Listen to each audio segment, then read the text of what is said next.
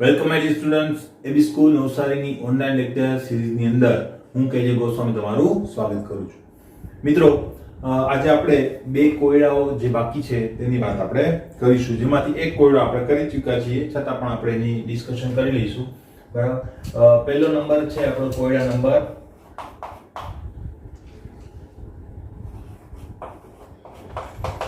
2.17. હવે જો આની વાત કરીએ એમાં શું કીધેલું છે, મુખ્ય ક્વોન્ટમ આંક n બરાબર 3 સાથે સંકળાયેલ કુલ કક્ષકોની સંખ્યા કેટલી હશે. એટલે તમે એવું કીધું છે કે n બરાબર 3 એટલે આ કક્ષા કહી શકો, શક્તિ સ્તર કહી શકો, કોઈ પણ વસ્તુ કહી શકો. બરાબર. તો તેની સાથે સંકળાયેલ કક્ષકોની સંખ્યા.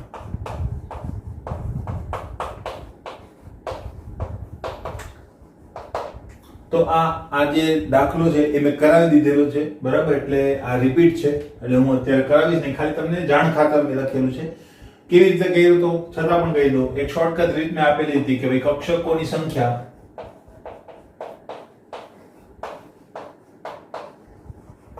Is equal to n². બરાબર. તો ડાયરેક્ટ તમે કહી શકો. તો કેટલી આવશે? 9 કક્ષકો આવશે. બરાબર. આ ગણેલો છે આપણે, વધારે એની અંદર ટાઈમ બગાડતા નથી. બરાબર. નેક્સ્ટ લઈએ આપણે 2.18. આની એક ચર્ચા કરીએ તો જોઈએ શું કહેવા માંગે છે. જોજો તમારી ટેક્સ્ટ બુક ની અંદર SPDF સંકેતોનો ઉપયોગ કરી નીચેના ક્વોન્ટમ આંક દર્શાવતી કક્ષકોનું વર્ણન કરો. તો નીચે તમને છે ને n અને l ની વેલ્યુ આપેલી છે, તો એ વેલ્યુ ઉપરથી આપણે કરવાના છે. બરાબર. તો n અને l ની વેલ્યુ આપણને આપેલી છે, n અને l. બરાબર. હું આ રીતે લખું છું કોષ્ટક તરીકે.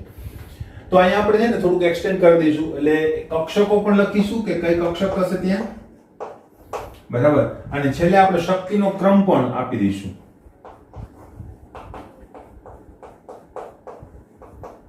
આ વધારે. બરાબર. એક્સ્ટ્રા. ક્લિયર છે? તો જોઈ લઈએ. પહેલા તો આપણને ક્વોન્ટમ અંકો ક્યાં આપેલા છે, તો a b c d એવી રીતે આપેલું છે, a b c અને d. બરાબર.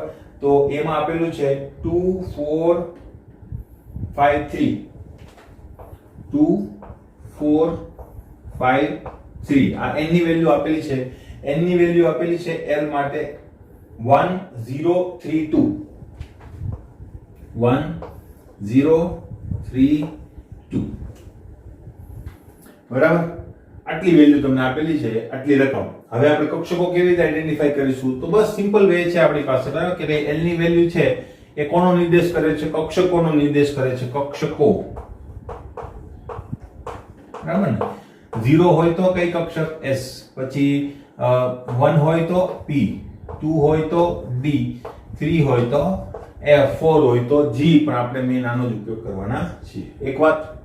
બીજી વાત, આનું શું કામ? બરાબર. આનું કામ એ છે કે જે કક્ષકની જે કક્ષક હશે એની આગળ એનો ક્વોન્ટમ આંક લખાશે. દાખલા તરીકે આ s કક્ષક જે છે એ n બરાબર 1 ની હશે, તો અહીં શું લખીશું? 1s. બરાબર. એટલે ક્વોન્ટમ આંક ક્યાં લખાશે? આગળ ns, જનરલ વર્ડ ની અંદર. અહીંયા હું શું લખીશ? np. અહીં શું લખીશ? nd. અહીં શું લખીશ? nf. જે શક્તિ સ્તર હોય તે. તો અહીંયા હું શું લખીશ? 1 ની વેલ્યુ માટે કઈ કક્ષક આવે છે? p. બરાબર. તો np લખવું જોઈએ કે નહીં? યસ. પણ n ની વેલ્યુ તમને આપેલી છે 2, તો અહીં હું શું લખીશ? 2p. ક્લિયર? n ની વેલ્યુ 4 એટલે 4 આવશે. અને 0 માટે કઈ કક્ષક? s કક્ષક. n ની વેલ્યુ 5 એટલે 5 આવશે. 3 માટે કઈ કક્ષક છે? f કક્ષક, તો અહીં 5f આવશે. બરાબર. n ની વેલ્યુ 3 અને l ની વેલ્યુ 2, તો 2 માટે કઈ કક્ષક આવશે? d કક્ષક. જો ક્લિયર છે? આ રીતે થઈ જાય. નેક્સ્ટ. હવે શક્તિ. શક્તિ માટે આપણે શું કરીએ છીએ? n + l સરવાળો કરીએ છીએ. બરાબર. અને સરવાળા ઉપરથી આપણે ડિસાઈડ કરીએ છીએ. તો સરવાળો કેટલો થશે? તો અહીં જો તમારી પાસે છે n અને l ની વેલ્યુ. બરાબર. તો 2 + 1 કેટલું થશે? 3. 4 + 0 કેટલું થશે? 4. 5 + 3 કેટલું થશે? 8. 3 + 2 કેટલું થશે? 5. ક્લિયર? જેના માટે n + l ની વેલ્યુ વધારે એ વધારે શક્તિશાળી અને જેની એલની વેલ્યુ ઓછી એ ઓછી શક્તિશાળી. તો ક્રમ આપણે ઉતરતો લખીએ તો સૌથી વધુ કોના માટે છે 5f. તો 5f ની શક્તિ સૌથી વધારે. પછી કોણ આવશે 5 બરાબર. 8 પછી આવશે 5 3d. પછી કોણ આવશે 4 4s. પછી કોણ આવશે 2p. તો આ શક્તિનો ક્રમ પણ તમે લખી શકો. ક્લિયર છે બરાબર. તો આ 18 નંબરનો જે કોયડો છે એ કમ્પ્લીટ. બરાબર. બે જ કોયડાઓ છે. હવે આના જેવા બીજા ઘણા બધા કોયડાઓ તમને પૂછાય છે બરાબર. તો એ કેવી રીતે સોલ્વ કરવા એના માટેના બીજા ઉદાહરણો તમને આપું. તો જો બરાબર.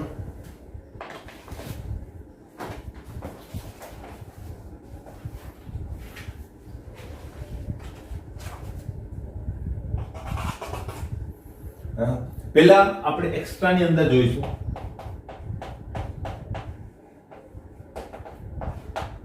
એક્સ્ટ્રામાં n બરાબર 3 માટેના ક્વોન્ટમ અંકો જણાવો.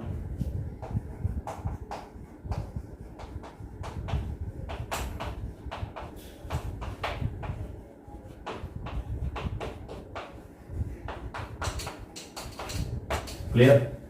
ક્વોન્ટમ અંકો જણાવો. તો n બરાબર 3 માટેના ક્વોન્ટમ અંકો. ક્વોન્ટમ અંકોની અંદર આપણે ખાલી બે જ ક્વોન્ટમ અંકો ખાસ દર્શાવવાના હોય છે.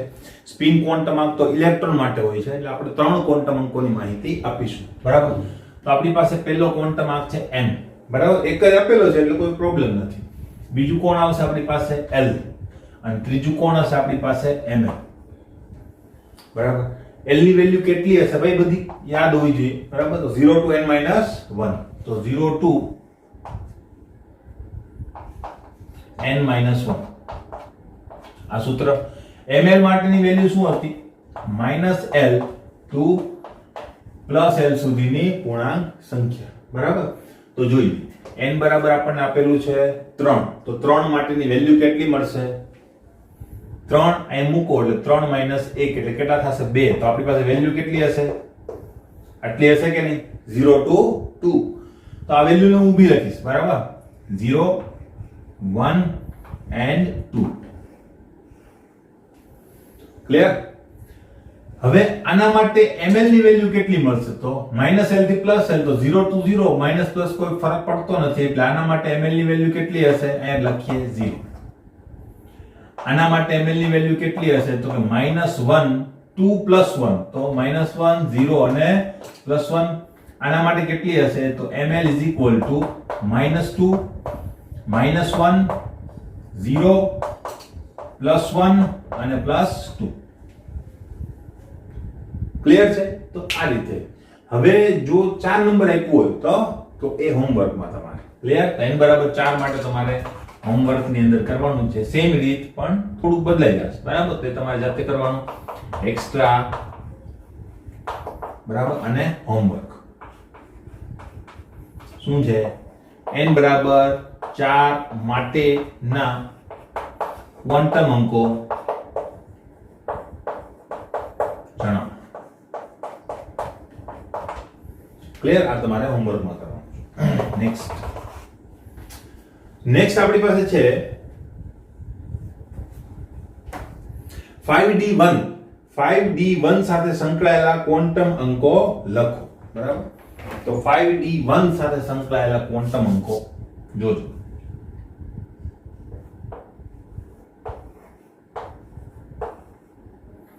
એક્સ્ટ્રા ની અંદર જ છે.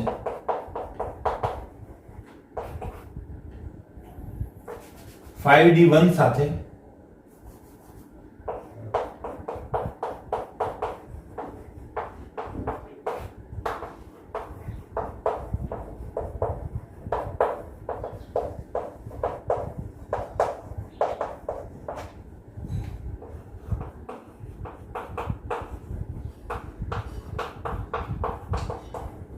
હવે જો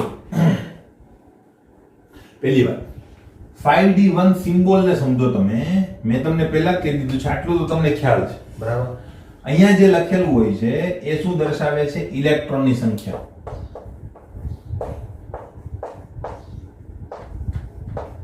બરાબર. આ જે છે એ કોની વેલ્યુ આપે છે? l ની વેલ્યુ. બરાબર. અને આ જે છે એ કોની વેલ્યુ આપે છે? પ્રિન્સિપલ ક્વોન્ટમ નંબર એટલે કે n ની વેલ્યુ આપે. ક્લિયર? બરાબર. તો બસ મળી ગયું આપણને. બરાબર. તો અહીં આપણે શું કહી શકીએ કે મુખ્ય ક્વોન્ટમ આંક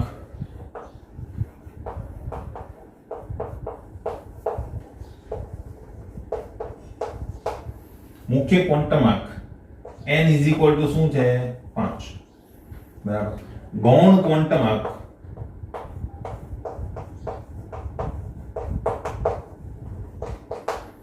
l ઇઝ ઇક્વલ ટુ શું છે આપણી પાસે? d. d માટે l ની વેલ્યુ કેટલી છે ભાઈ? spd 0 1 2. બરાબર, યાદ રાખવાનું છે 2. બીજી વાત મિત્રો, આ ગૌણ ક્વોન્ટમ આંકમાં ખાસ ધ્યાન રાખતો તમારે 0 થી શરૂ કરવાનું છે. જો તમે 1 2 3 કરશો ને તો 3 નંબર આવી જશે કે જે f કક્ષક માટે છે. બરાબર, એટલે એ ધ્યાન રાખજો ખાસ, એક ભૂલ થાય છે.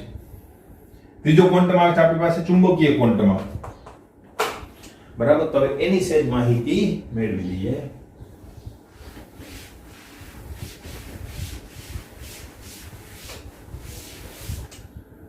હવે ચુંબકીય ક્વોન્ટમ આંકમાં શું છે?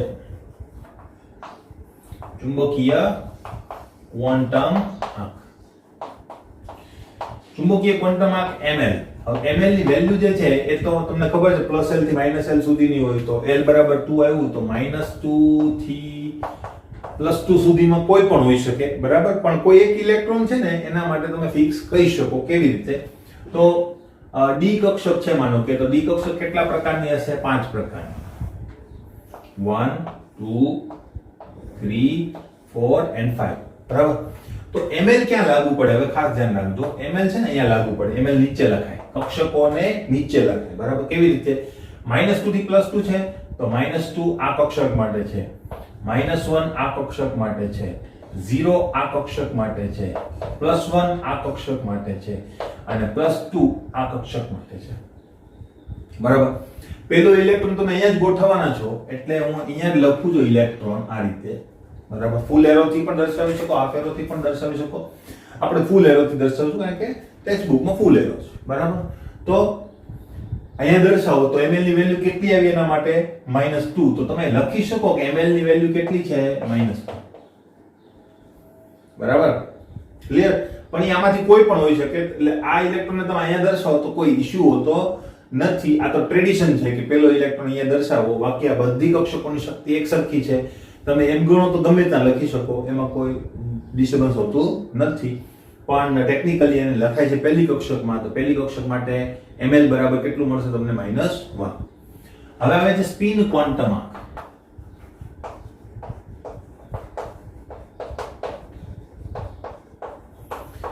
s.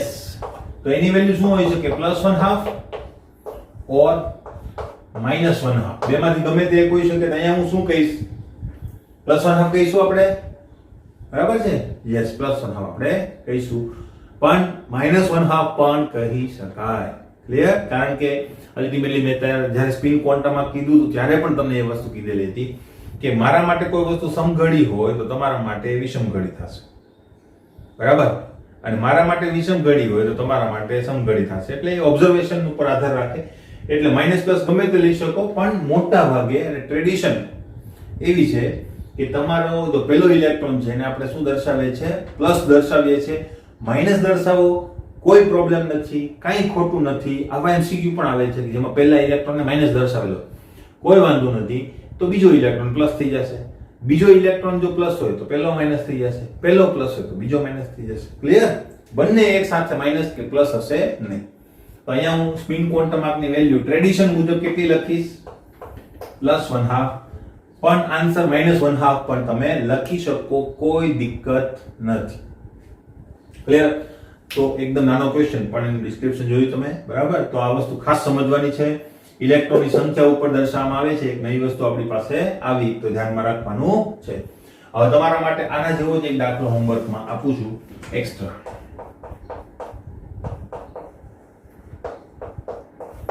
બરાબર, તમારે ડાયરેક્ટ લખવાનું છે. મેં તો ડિસ્ક્રિપ્શન આપેલું છે, તમારે ડાયરેક્ટ લખવાનું. બરાબર, કહી દઉં તમને. હવે હું એમ કહું 5f1 પછી 2 કક્ષક આપું છું અને 3p1 સાથે સંકળાયેલ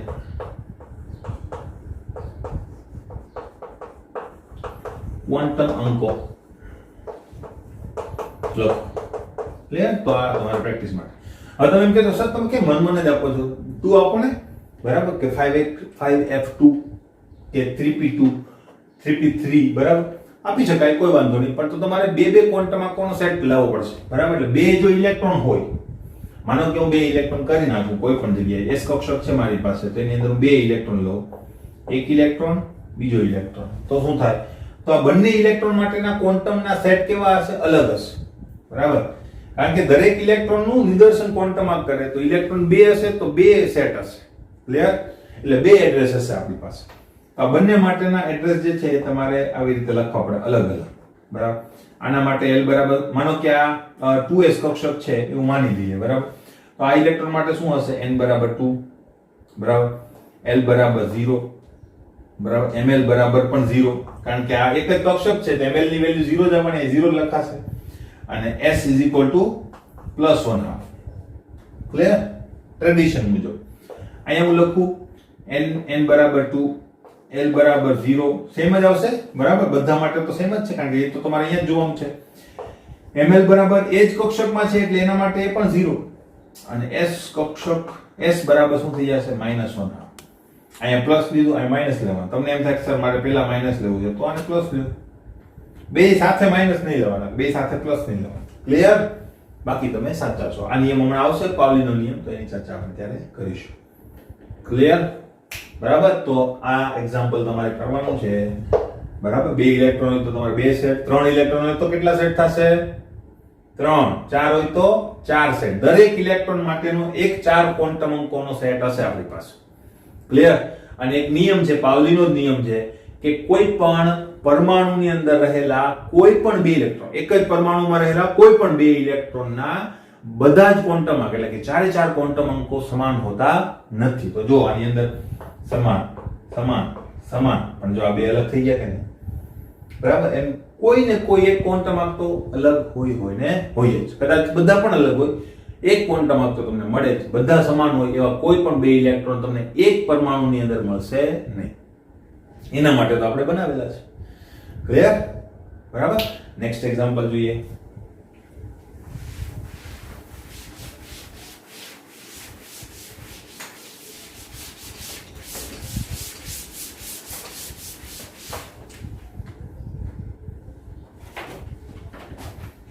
એ જે એક્સ્ટ્રા ચોથા શક્તિ સ્તર સુધી આવતા કેટલી p કક્ષકો આવેલી હોય છે?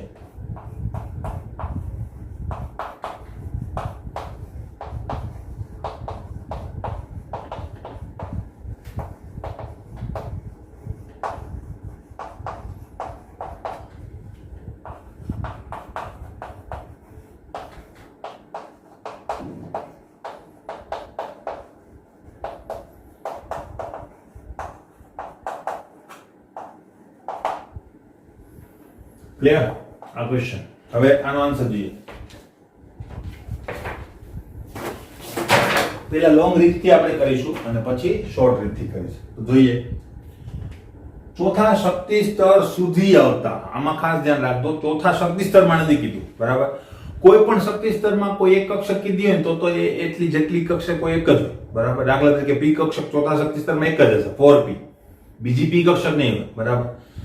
પણ ચોથા શક્તિ સ્તર સુધી, એનો મતલબ 1, 2, 3 and 4 બધાની વાત આપણને કરેલી છે. તો આપણે બધા જ શક્તિ સ્તરની કક્ષકો ધ્યાનમાં લેવી પડશે, બરાબર? તો પહેલા લોંગ આન્સર આપીશું, પછી શોર્ટમાં હું તમને કહીશ, બરાબર? લોંગ આન્સર ત્યારે શીખવો જ પડશે, બરાબર? કારણ કે અલ્ટિમેટલી જો કે મેં તમને એનું હાર્ડ આપેલું છે, જોઈ લઈએ. તો પહેલા હું તમને કહી દઉં ચોથા શક્તિ સ્તર સુધી, તો હું અહીંયા લખીશ n, બરાબર? બીજું આની પછી કયું આવે? મારે શેની જરૂર છે? l ની જરૂર છે. અને પછી મારે શું લખવાનું છે? કક્ષક, બરાબર? તો આ આપણું સૂત્ર નથી લખતો, સૂત્ર તમને હવે યાદ હોવા જોઈએ. તો મારે 1 નંબર માટે l ની વેલ્યુ કેટલી આવે છે? 0. કેવી રીતે? હમણાં જ જસ્ટ લખેલું હતું. તો કક્ષક કઈ થશે? n અને s. તો 1s થશે કે નહીં? ક્લિયર? તો પહેલા શક્તિ સ્તરનું કામકાજ પૂર્ણ. શક્તિ સ્તર નંબર 2, તો શક્તિ સ્તર નંબર 2 માટે શું થશે? 0 to 1. તો બે જ વેલ્યુ થશે કે નહીં? 0 અને 1. તો 0 માટે 2s અને 1 માટે 2p. તો અહીંયા લખીશું 2s અને 2p. ત્રીજું શક્તિ સ્તર, ત્રીજા શક્તિ સ્તર માટે તમારી વેલ્યુ કેટલી હશે? 0 to n - 1. n બરાબર 3 મૂકો તો 0 to 2. 2 તો 0 1 અને 2. તો 0 1 and 2. તો અહીંયા 3s, અહીંયા 3p, અહીંયા 3b. ક્લિયર? ત્રીજાનું પણ કામકાજ પૂરું. ચોથા શક્તિ સ્તરની વાત કરીએ તો એની અંદર કોણ કોણ હશે? n બરાબર 4 મૂકો તો 3 સુધી જવાનું છે. 0 1 2 and 3. બરાબર? તો 4s કેવી રીતે આવે છે હવે તમને ખ્યાલ હોવો જોઈએ. 4p 4d 4f. ક્લિયર છે? સૂત્ર તમારી સામે લખી દીધું છે. બરાબર? આટલી કક્ષકો છે આપણા ચોથા શક્તિ સ્તર સુધી. હવે તમને કઈ કક્ષક પકડવાની કીધેલી છે? p કક્ષક. તો અહીંયા તમારે દરેક p કક્ષક પકડી લેવાની. એક આ p કક્ષક છે, એક આ p કક્ષક છે, એક આ p કક્ષક છે. બરાબર? તો દરેક p કક્ષક કેટલા પ્રકારની હશે? 3 પ્રકારની. બરાબર? એટલે કક્ષક એક લખી છે પણ એના પ્રકાર કેટલા છે? 3. એને ઓર્બિટલ જ કહેવાય. બરાબર? તો અલ્ટિમેટલી કેટલા પ્રકાર? 3 પ્રકાર. આના પણ કેટલા પ્રકાર? 3 પ્રકાર. આના પણ કેટલા પ્રકાર? 3 પ્રકાર. તો કુલ કેટલા પ્રકારો થશે? કુલ 9 કક્ષકો હાજર છે. p કક્ષકો કેટલી છે? 9 હાજર છે. 3 3 6 3 9. આવી ગયો જવાબ. તો આપણો જવાબ છે 9. ક્લિયર? હવે તમને d પૂછ્યું હોય તો d કક્ષક શોધવાનું. 3d 3d 5 પ્રકારની d કક્ષક હશે. 5 પ્રકારની d કક્ષક હશે તો 5 ને 5 10 d કક્ષકો આવે. એક કક્ષક પૂછ્યું હોય તો એક જ જગ્યાએ છે જો. ક્લિયર? હવે એક વાત, બીજી એક વાત છે શોર્ટકટ રીત. બરાબર? Short method.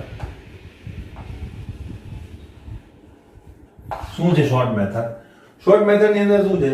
તમારે થોડુંક લોજિક લગાવવું પડે. થોડુંક લોજિકમાં શું કીધું હતું મેં તમને કે ભાઈ પહેલા શક્તિ સ્તરમાં p કક્ષક હોતી નથી. જ્યારે મેં તમને કક્ષકોની ઊર્જાની વાત કરી ત્યારે આ વસ્તુ સમજાવેલી હતી. પહેલા શક્તિ સ્તરમાં p નથી હોતી, બીજા શક્તિ સ્તરની અંદર d નથી હોતી, આમાં d નહીં હોય જો, ત્રીજામાં f નથી હોતી. બરાબર? તો આટલી વસ્તુ તમને ખ્યાલ હોવો જોઈએ. અને કેવી રીતે? તો કે એની માટે l ની વેલ્યુ જ મળતી નથી. અહીં d કક્ષક માં લખવી છે 2d કક્ષક લખાય, પણ l ની બે વેલ્યુ પણ હોવી જોઈએ કે નહીં? છે જ નહીં. બરાબર? એટલે d કક્ષક નથી. અહીંયા એવી રીતે 3 વેલ્યુ નથી એટલે f કક્ષક નથી. બરાબર? f કક્ષક ક્યાંથી શરૂ થાય છે? 4 નંબરથી ચાલુ થાય. હજુ 5 નંબરમાં જાશો તો આમાં જો g કક્ષક નથી, પણ 5 નંબરના શક્તિ સ્તરમાં જાવ તો g કક્ષક પણ આવશે. બરાબર છે? આ રીતે તમારે ઇવેલ્યુએશન કરવાનું. ક્લિયર? હવે જો, હવે શોર્ટ મેથડમાં શું છે? તમને કઈ કક્ષક પૂછેલી છે? n બરાબર 4 સુધી. બરાબર? p કક્ષકો. તો n બરાબર 4 સુધી p કક્ષકો કઈ કઈ આવે? તો n બરાબર 1 1p હોય ના હોય. બરાબર? એટલે 1p તો કાઢો, 2p હોય, 3p હોય, 4p હોય. એટલે 4 નંબરના શક્તિ સ્તર સુધી આવી ગયા. બધા 3 પ્રકાર. તો ટોટલ કેટલી કક્ષકો હશે? 9 કક્ષકો. ક્લિયર? તો આ શોર્ટકટ ડાયરેક્ટ થાય, પણ એટલી ખબર હોવી જોઈએ આટલી કક્ષકો ના આવે. જો કઈ, એક તો હું તમને કહી દઉં, 1p નથી હોતી. બરાબર? 1d અને 2d નથી હોતી. બરાબર? 1f 2f અને 3f નથી હોતી. બરાબર? g કક્ષકોની આપણે જરૂર નથી પડવાની, એટલે આટલી કક્ષકો હોતી નથી. યાદ રાખજો. બરાબર? બસ તો થઈ ગયું તમારું કામ પૂરું. હવે મેં તમને d કક્ષક પૂછેલી હોત તો d કક્ષકો માટે તો આ શોર્ટકટ રીતમાં શું કહેતું? 1d હોય નહીં, 2d હોય નહીં, 3d હોય યસ. તો હું અહીં લખીશ 3d અને 4d. તો આ બેનો સરવાળો 5 પ્રકારની હશે, લખી દો 5 પ્રકાર. તો ટોટલ કેટલા થશે? 10 કક્ષકો. ક્લિયર? f કક્ષક એ જ રીતે તમે કરી શકો. ક્લિયર છે મિત્રો? તો આ પણ તમારે ગણવાનું છે કમ્પ્લીટ. એના માટેનો હું એક ક્વેશ્ચન તમને આપી દઉં, બરાબર, કે n બરાબર 3 સુધી p અને d કક્ષકોની સંખ્યા.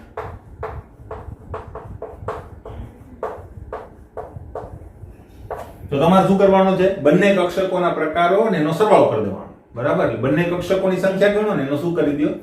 સરવાળો. તો આ તમારે હોમવર્કમાં. ક્લિયર? નેક્સ્ટ કાઢી નાખું છું, બરાબર?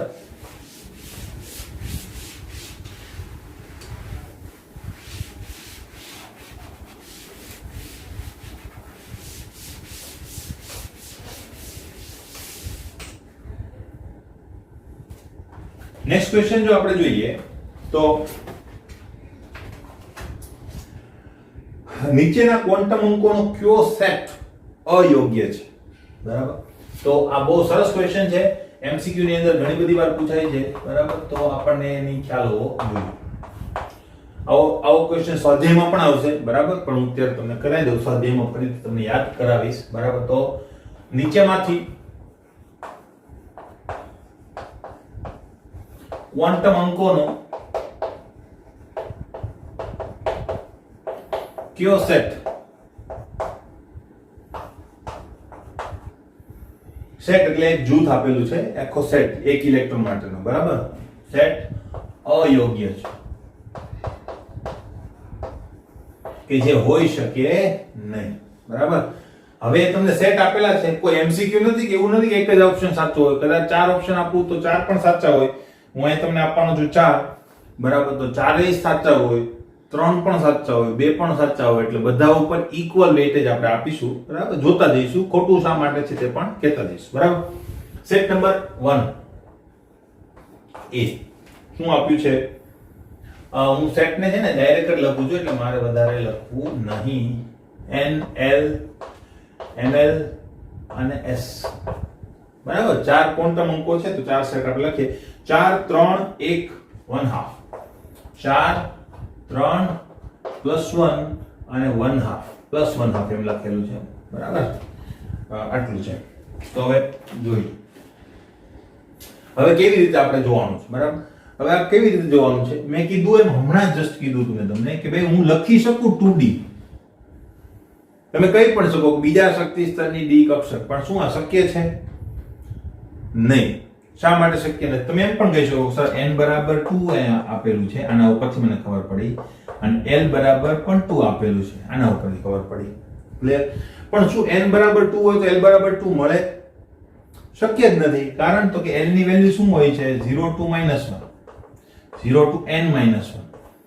આની અંદર જો તમે 2 મૂકો તો તમારો જવાબ શું આવે? 0 to 1, બરાબર? તો આમાં 2 તો આવે જ નહીં, એટલે આ વેલ્યુ આવી શકે એમ જ નથી. એટલે આ વેલ્યુ કેવી છે? ખોટી. અને આ ખોટું હોય તો આ જ કેવું છે? ખોટું. ક્લિયર? નો મતલબ ક્વોન્ટમ અંકોનો સેટ કેવો છે? ખોટો. તો આ રીતે તમારે ઇવેલ્યુએટ કરવાનું છે, બરાબર? તો જોતા જઈએ કે કેવી રીતે આપણે આનો આન્સર આપી શકીએ, બરાબર? જોઈએ. પહેલી વાત, n બરાબર 4 હોઈ શકે, કોઈ વાંધો નથી. n બરાબર 0 આપ્યું હોય તો નહીં હોય. n બરાબર મિનિમમ 1 તો હોવું જ જોઈએ, બરાબર? એવી રીતે n બરાબર 1.5 આપ્યું હોય તો નહીં. પૂર્ણાંક સંખ્યા જો, બરાબર? તો આવી રીતે પણ તમે કેલ્ક્યુલેટ કરી શકો. n બરાબર 4 સાચું છે, બરાબર? n બરાબર 4 માટે l બરાબર 3 મળે? હા. -4 થી +4 સોરી 0 to 3 સુધીની સંખ્યા મળે કે નહીં n માટે? l બરાબર 0 to n - 1. n બરાબર તમે 4 મૂકો તો અહીં કેટલી વેલ્યુ આવે? 0 to 3. થાય કે નહીં? ક્લિયર? તો 3 વેલ્યુ આવે તો આ પણ સાચું છે. હવે l બરાબર 3 હોય તો ml ની વેલ્યુ 1 આવે? હા, બરાબર? કે ભાઈ l બરાબર જો તમે 3 લ્યો તો ml કેટલું આવે?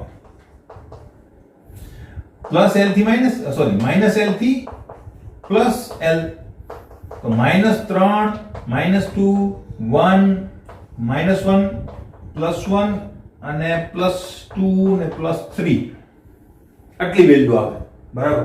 તો એમાં +1 આવે કે નહીં? તો આ પણ કેવું છે? સાચું. મેં +4 લખ્યું હોત તો ખોટું બરાબર. તો ના, +4 વેલ્યુ આવી શકે નહીં. એટલે એવી રીતે તમારે જોવાનું. અને +1/2 ભાઈ આવી શકે, કોઈ પ્રોબ્લેમ નથી બરાબર.